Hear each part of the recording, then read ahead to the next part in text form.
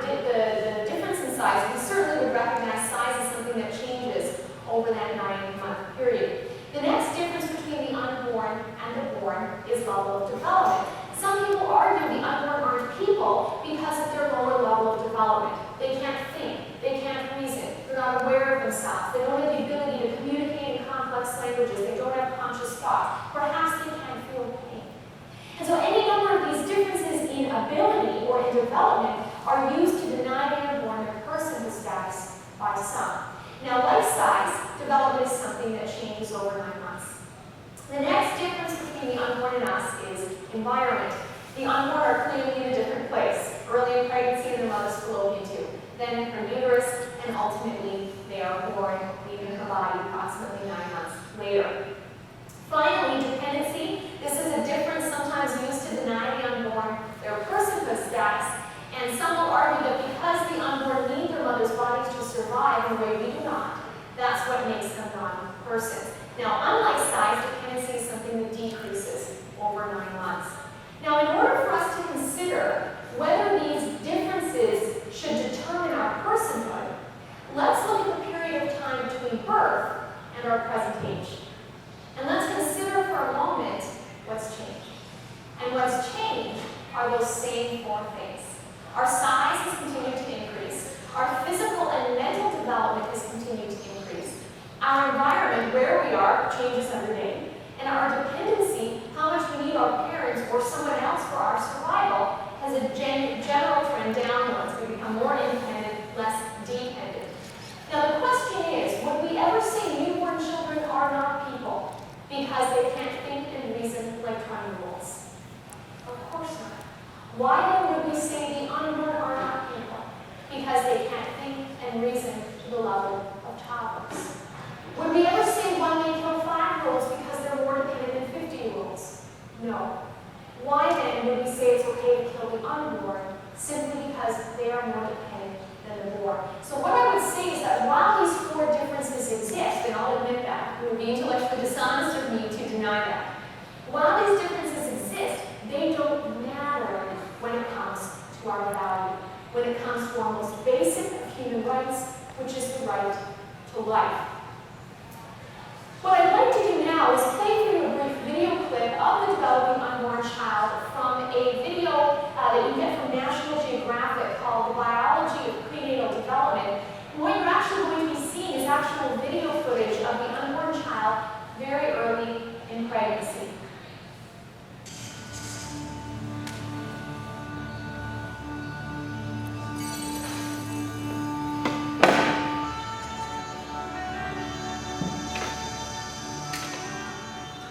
By 6 weeks, the cerebral hemispheres are growing disproportionately faster than other sections of the brain. The embryo begins to make spontaneous and reflexive movements. Such movement is necessary to promote normal neuromuscular development.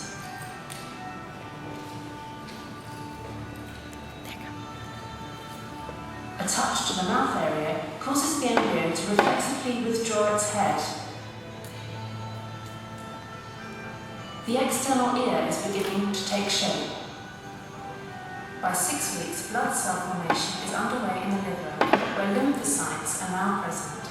This type of white blood cell is a key part of the developing immune system. The diaphragm, the primary muscle used in breathing, is largely formed by 6 weeks.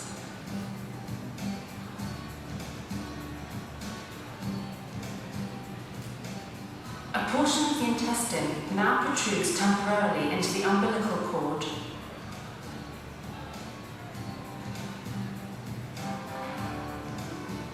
This normal process, called physiologic herniation, makes room for other developing organs in the abdomen.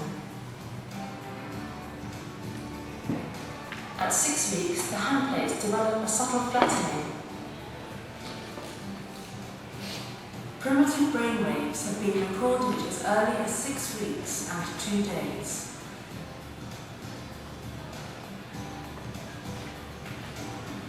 Nipples appear along the sides of the trunk, shortly before reaching their final location, on the front of the chest. By 6.5 weeks, the elbows are distinct. The fingers are beginning to separate, and hand movement can be seen.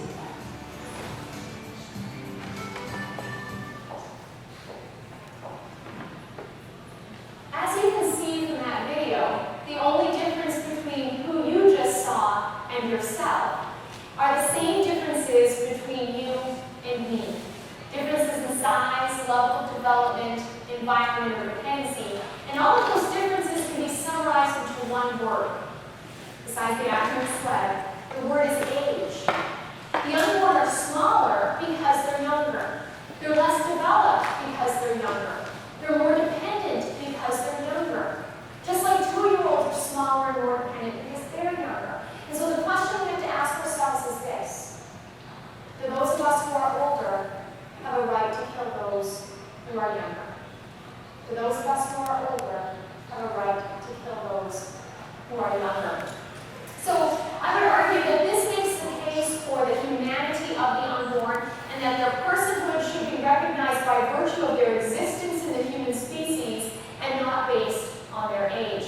So the next thing that I need to do before showing how abortion is an echo of the Holocaust is I need to make the case for how the action of abortion actually kills these innocent human beings, these persons.